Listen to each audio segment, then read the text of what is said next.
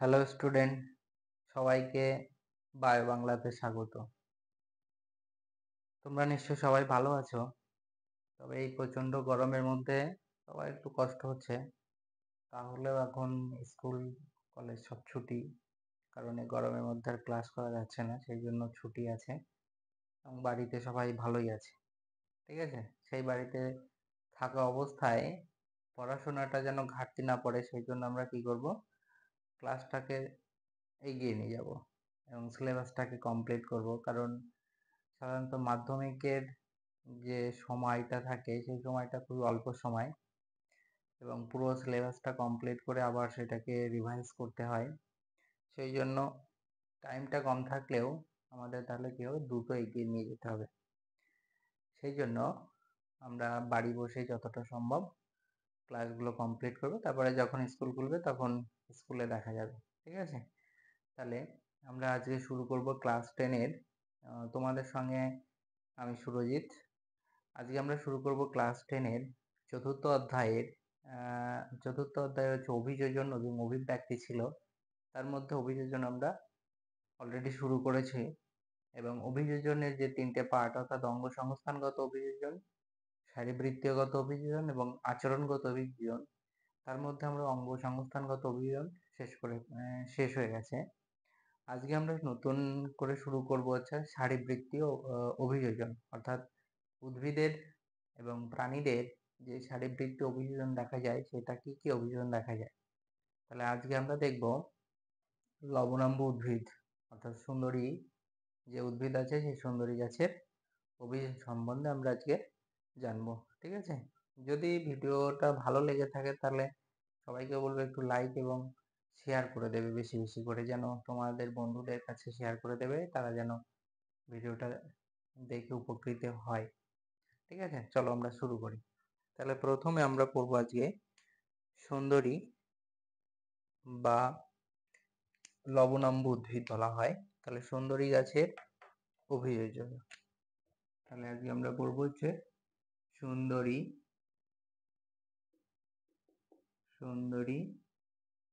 বা লবণাম্ব উদ্ভিদ, বা এর আর একটা নাম আছে লবণাম্ব। ঠিক আছে, বা লবণাম্ব, হ্যাঁ, লবণাক্ত মাটিতে জন্মায় তো সেই জন্য লবণাম্ব উদ্ভিদের অভিযোজন।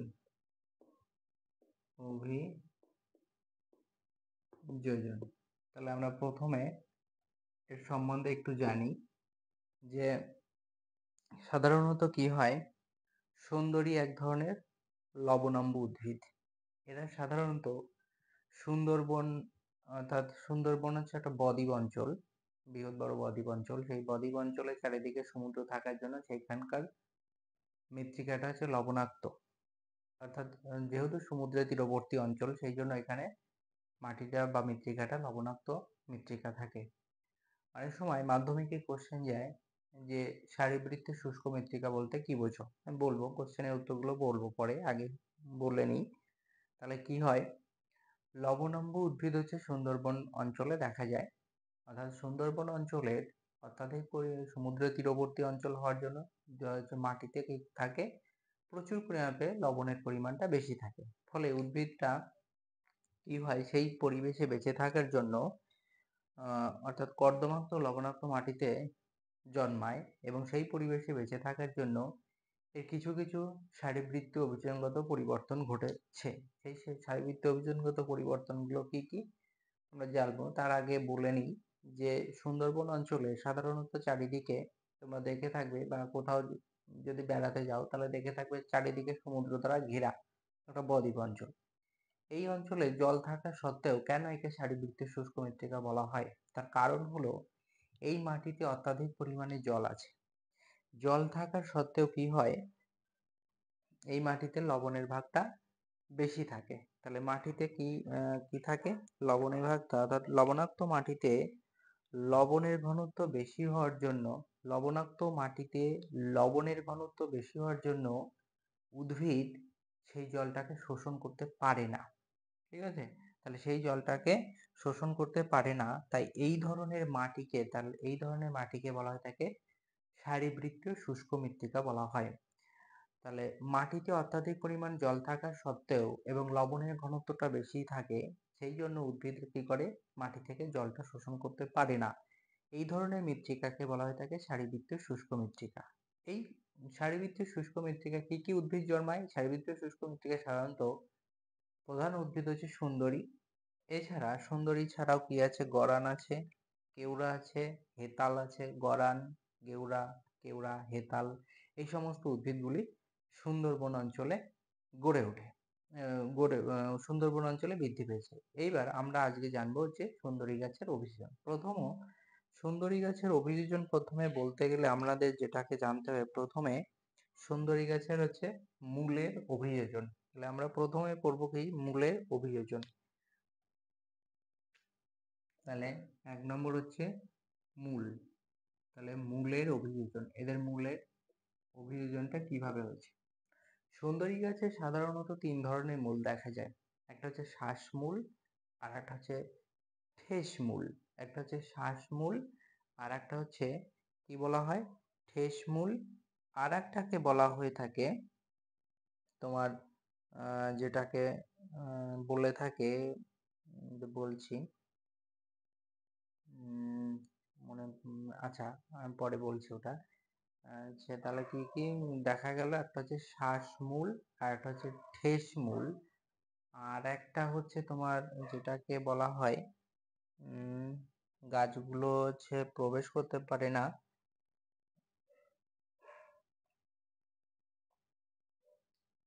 ঠেস, ঠিক আছে, যখন মনে পড়বে আমি বলে দিচ্ছি।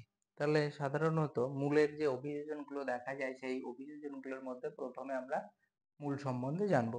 তাহলে কি হয়, হচ্ছে মাটি লবণাক্ত থাকার জন্য, অর্থাৎ মাটিতে লবণের ভাগ বেশি থাকার জন্য এদের মূলটা কি হয়, মাটির অনেক গভীরে প্রবেশ করে না। মাটিতে লবণের পরিমাণটা বেশি থাকার জন্য কি হয়, মূলটা হচ্ছে মাটির অনেক গভীরে প্রবেশ করে না, ফলে মূল মাটির অল্প নিচে বিস্তৃত থাকে। তাহলে 1 নম্বর পয়েন্ট হচ্ছে কি,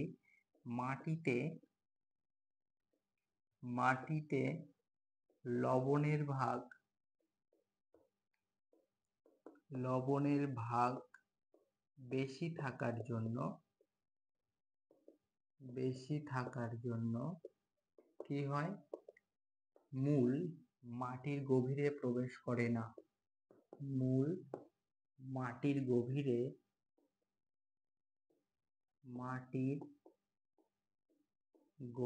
প্রবেশ করে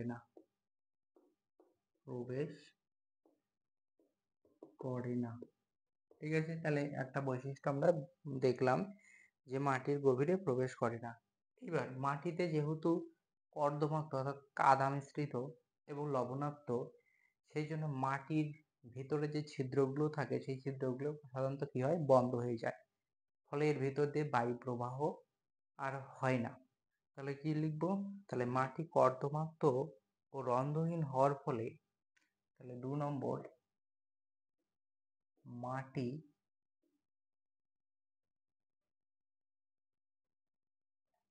মাটি কি হয়, কর্দমাক্ত ও রন্ধ্রহীন হওয়ার ফলে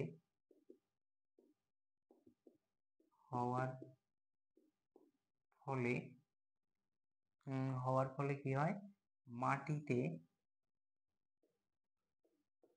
বায়ু চলাচল করে না।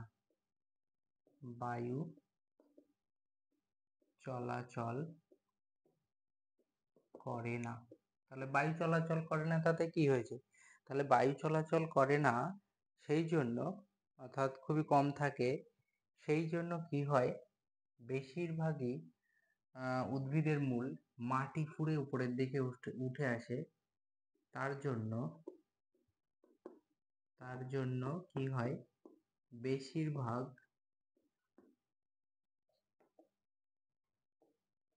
মূল মাটি ফুঁড়ে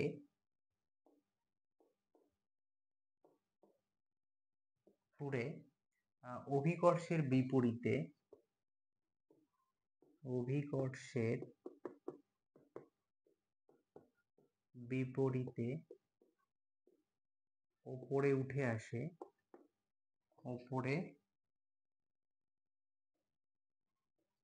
আসে, এই রকমের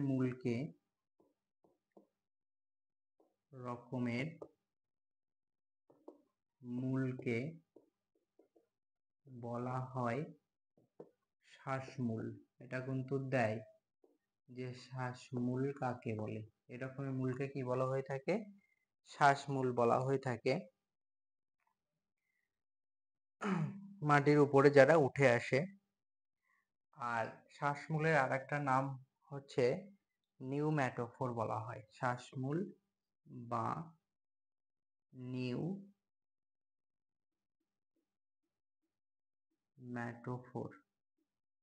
নিউম্যাটোফোর বলা হয়।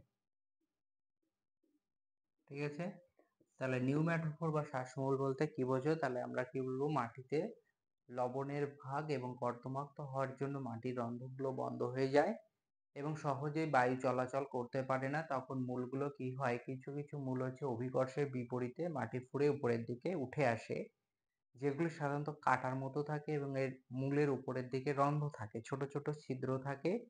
সেই রন্ধ্রযুক্ত মূলগুলিকে বলা হয়ে থাকে শ্বাসমূল, মানে এরা শ্বাস প্রশ্বাসে সাহায্য করে। শ্বাসমূল বা নিউম্যাটোফোর বলা হয়ে থাকে। গেল, তাহলে এই মাধ্যমে অক্সিজেন শ্বাসে। এবার গাছগুলি কি হয়? যেহেতু এরা নরম এবং কর্দমাক্ত মাটিতে জন্মায় এবং যখন জোয়ার ভাটা আসে তখন কি হয়? মাটিগুলো কি হয়? সরে যায়, তখন গাছটা পড়ে যাওয়ার সম্ভাবনা বেশি থাকে। তখন যাতে গাছগুলো সহজে না পড়ে তার জন্য কাণ্ডের গোড়া থেকে এক ধরনের অস্থানিক মূল বের হয়। সেই মূলটা কি করে? গাছটাকে ঠেস দিয়ে রাখে। এই মূলগুলিকে বলা হয়ে থাকে ঠেস মূল। তাহলে হচ্ছে আমরা শ্বাসমূল পেলাম, এবার দেখি ঠেস মূল। তাহলে কি হবে? গাছগুলি নরম এবং কর্দমাক্ত মাটিতে, 3 নম্বর পয়েন্ট, গাছগুলি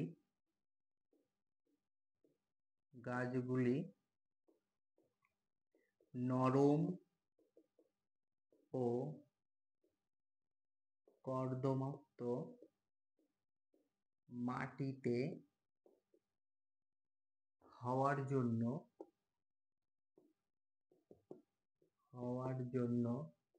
কি হয়? তাহলে কর্দমাক্ত মাটিতে হওয়ার জন্য গাছগুলি যেন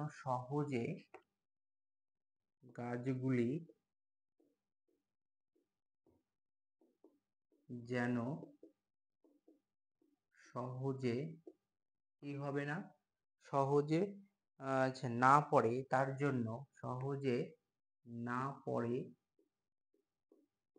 তার জন্য গাছের গোড়া থেকে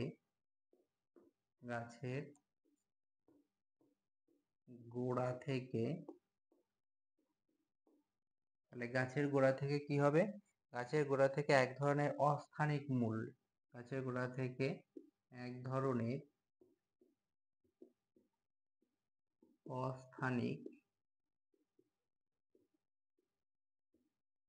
মূল, নির্গত হয়, যা গাছকে মাটির সঙ্গে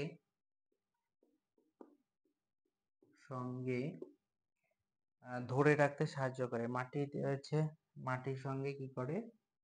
ধরে রাখতে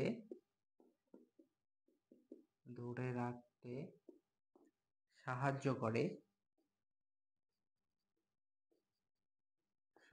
করে। তাকে বলা হয় ঠেস মূল। ঠিক আছে, ঠেস মূল। তাহলে আমরা ঠেস মূল দেখলাম, তাকে কি বলা হয়? ঠেস মূল বলা হয়। তারপরে কি হয়? সুন্দরী গাছের গুড়ির নিচের দিকের চারিপাশে কতগুলো, তাহলে সুন্দরী গাছ, যারা সুন্দরবনে গেছে দেখে থাকবে, সুন্দরী গাছের গুড়ির একদম নিচের দিকে যে পোর্শনটা মাটির সঙ্গে থাকে, কতগুলো চ্যাপ্টা এবং তক্তার মতো অংশ বের হয়। কতগুলো চ্যাপ্টা এবং তক্তার মতো অংশ কি হয়? বেরিয়ে আসে। যে অংশগুলো এই চ্যাপ্টা এবং তক্তার মতো অংশগুলো বেরিয়ে আসে সেই অংশগুলো মাটিতে প্রবেশ করে। ঠিক আছে, মাটির মধ্যে কি হয়, প্রবেশ করে। এই তক্তার মতো অংশগুলো প্রবেশ করে, ফলে তক্তার মতো এই অংশগুলিকে বলা হয়ে থাকে অধিমূল। আমি যেটা মনে করতে পারছিলাম না, সেটাকে বলা হয়ে থাকে অধিমূল। তাহলে আমরা এবার দেখি আরেক ধরনের মূল দেখা যাচ্ছে, সেটা হচ্ছে কি অধিমূল। তাহলে সুন্দরী গাছের গুড়ির নিচের দিকের চারিদিকে 4 নম্বর, সুন্দরী গাছের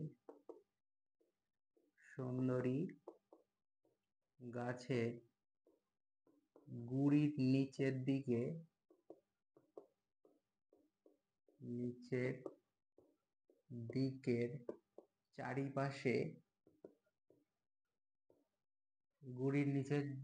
দিকের চারিপাশে কি হয়, কতকগুলি চ্যাপ্টা এবং তক্তার মতো অংশ, চারিপাশে কতকগুলি চ্যাপ্টা ও তক্তার মতো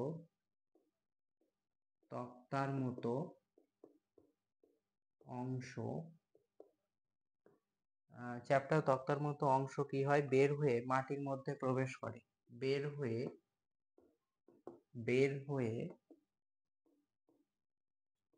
মাটির মধ্যে প্রবেশ করে।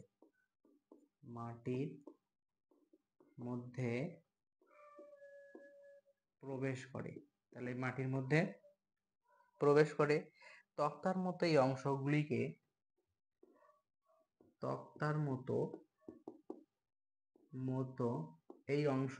বলা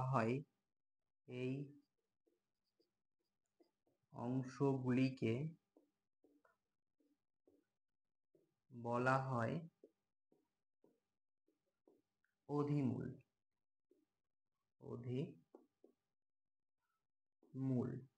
ঠিক আছে, তক্তার মতো অংশগুলোকে বলা হয় অধিমূল। অধিমূল সুন্দরী গাছের গুড়িকে কি করে, খাড়াভাবে ধরে রাখতে সাহায্য করে।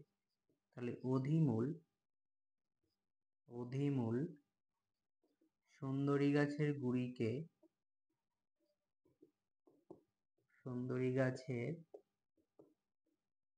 গুড়িকে খাড়াভাবে ধরে রাখতে সাহায্য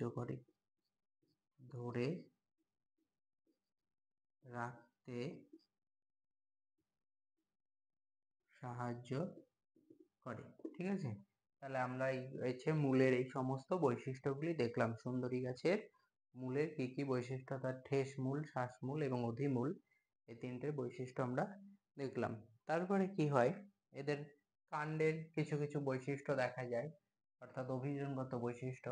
সেই কাণ্ডের বৈশিষ্ট্যগুলির মধ্যে এবার দেখবো কি কি বৈশিষ্ট্য দেখা যায়। 2 নম্বর হচ্ছে কাণ্ড। সুন্দরী গাছের কাণ্ডগুলো দেখবে বেশি বড় হয় না, অর্থাৎ খর্বাকার হয়ে থাকে। তাহলে কাণ্ড কি হয়, বেশি বড় হয় না, খর্বাকার হয়ে থাকে এবং গম্বুজের মতো হয়। তাহলে খর্বাকার ও গম্বুজাকার হয়ে থাকে, কিন্তু খুব শক্ত এবং দৃঢ় হয়। তাহলে কাণ্ডগুলি খুব শক্ত এবং দৃঢ় হয় ও শাখা প্রশাখা যুক্ত হয়। তাহলে 1 নম্বর লিখলাম।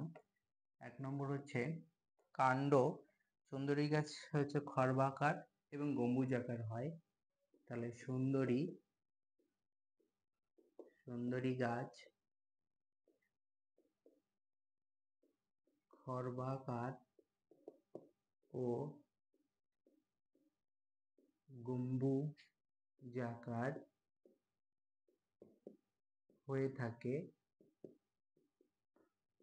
থাকে এবং দৃঢ় ও শাখা প্রশাখা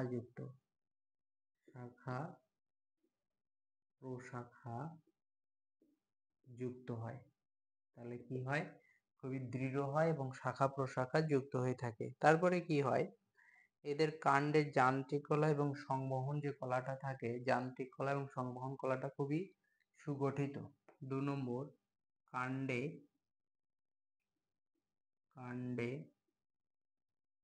যান্ত্রিক কলা ও সংবহন কলা খুব সুগঠিত।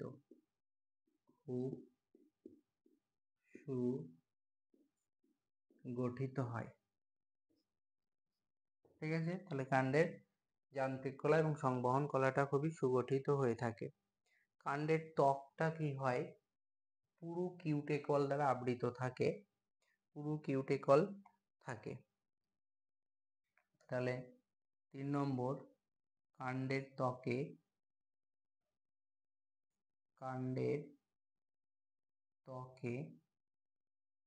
পুরু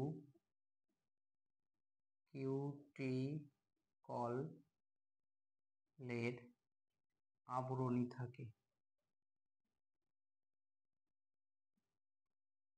কিউটিকলের আবরণ থাকে। তাহলে কিউটিকলে কি থাকছে, কিউটিকলের আবরণ থাকে। আর 4 নম্বর, ত্বকটা অনেক সময় মোম দ্বারা আবৃত থাকতে অর্থাৎ রোমযুক্ত হয়। তাহলে ত্বক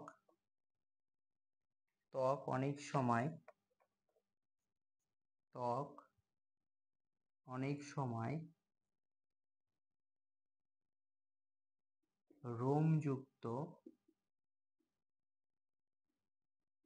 তাহলে ত্বক অনেক সময় কি হয়, অনেক সময় রোম না মোম, ভুল লিখলাম, মোমযুক্ত, মোম। তাহলে অনেক সময় মোমযুক্ত পদার্থ দ্বারা আবৃত থাকে,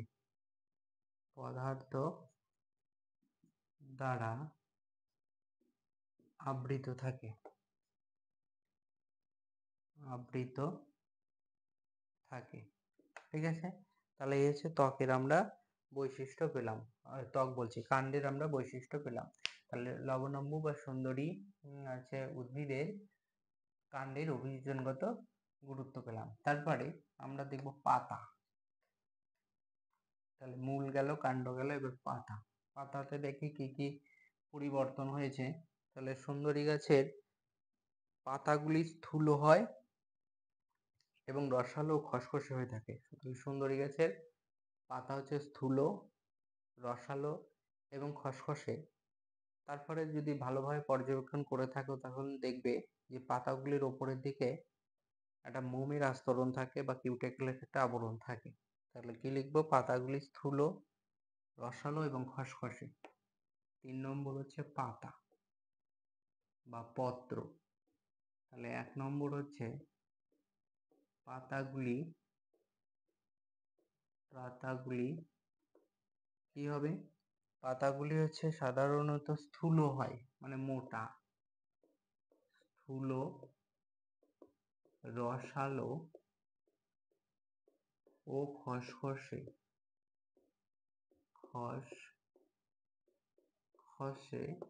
ধরনের হয়।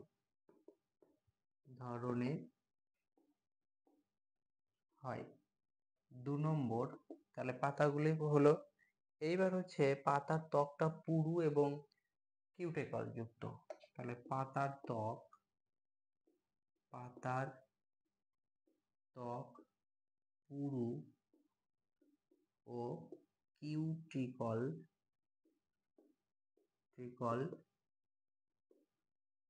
যুক্ত। তাহলে পাতার ত্বকটা কি হয়, পুরু এবং কিউটিকল যুক্ত। পাতার যে ফলক, চ্যাপ্টা ফলকটা, সেই ফলকের ওপরে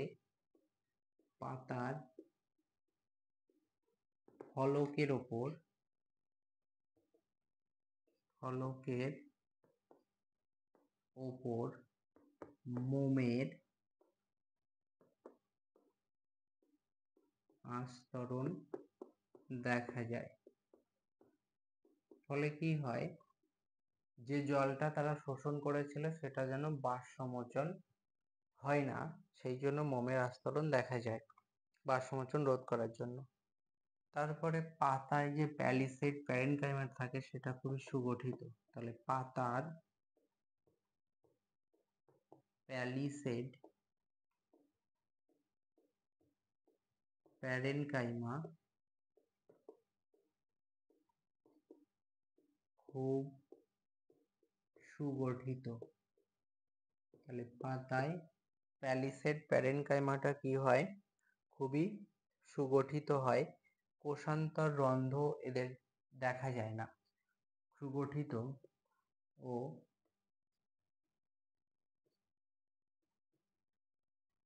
কোষান্তর রন্ধ্র থাকে না। তাহলে পাতায় সাধারণত কি হয়, কোষান্তর রন্ধ্র থাকে না। আর যদিও রন্ধ্রগুলো থাকে তাহলে সেটা হচ্ছে নিম্ন ত্বকে অবস্থান করে। তাহলে 4 নম্বর, পত্ররন্ধ্রগুলো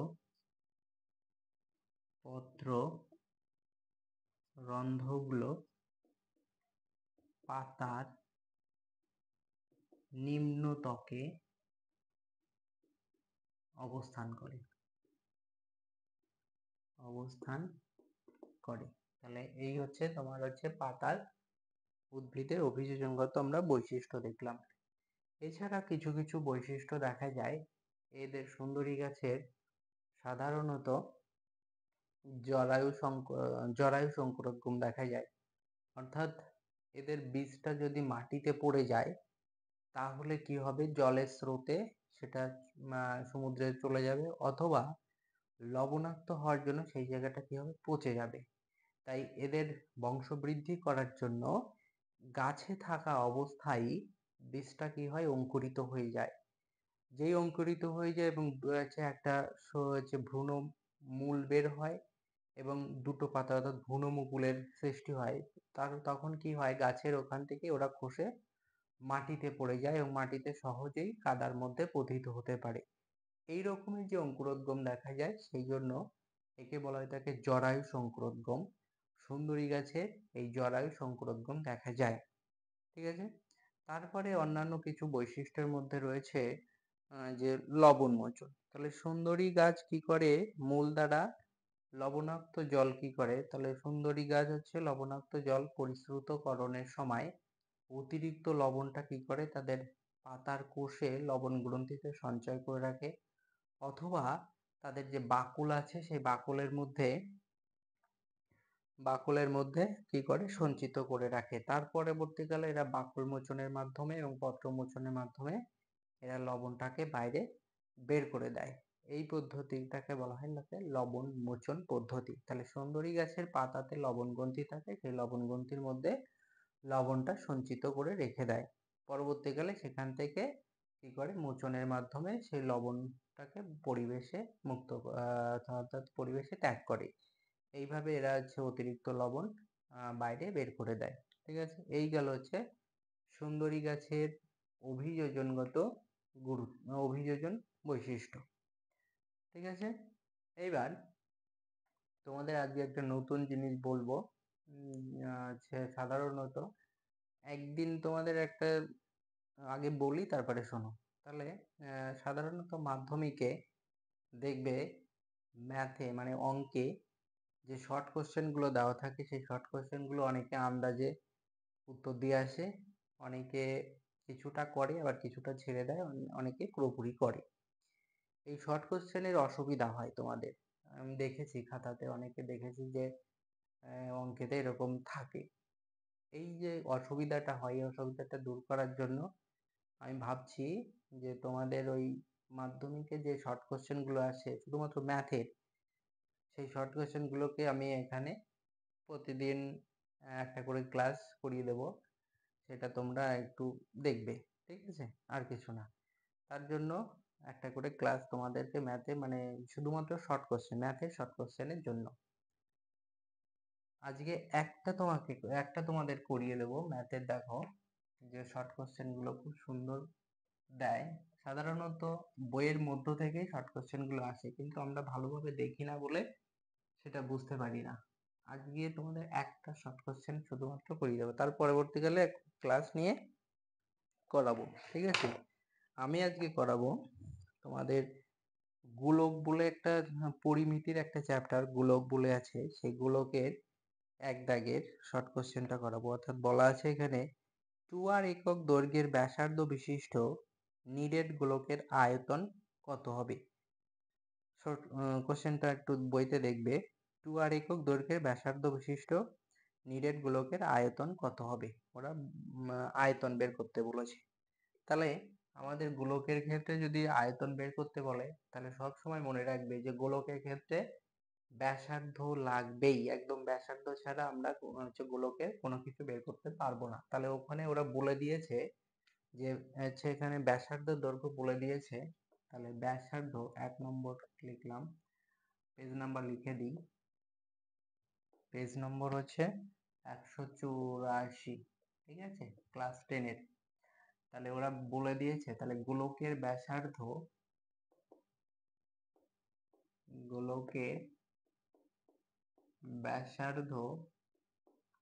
কত বলেছে? 2r। তাহলে গোলকের ব্যাসার্ধ হচ্ছে বলেছে 2r একক, 2r একক হলে আয়তনটা বের করতে বলেছে। তাহলে অতএব গোলকের আয়তন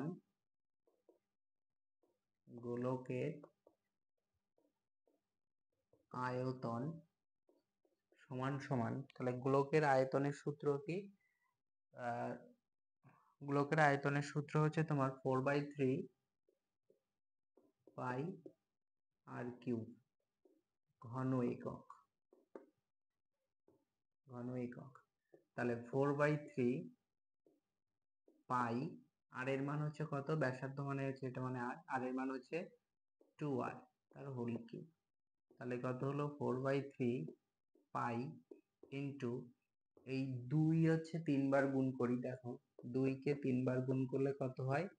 8 হয়। আর কে 3 বার গুণ করলে আর কিউব হয়, তাহলে 8 কিউব, ঠিক আছে।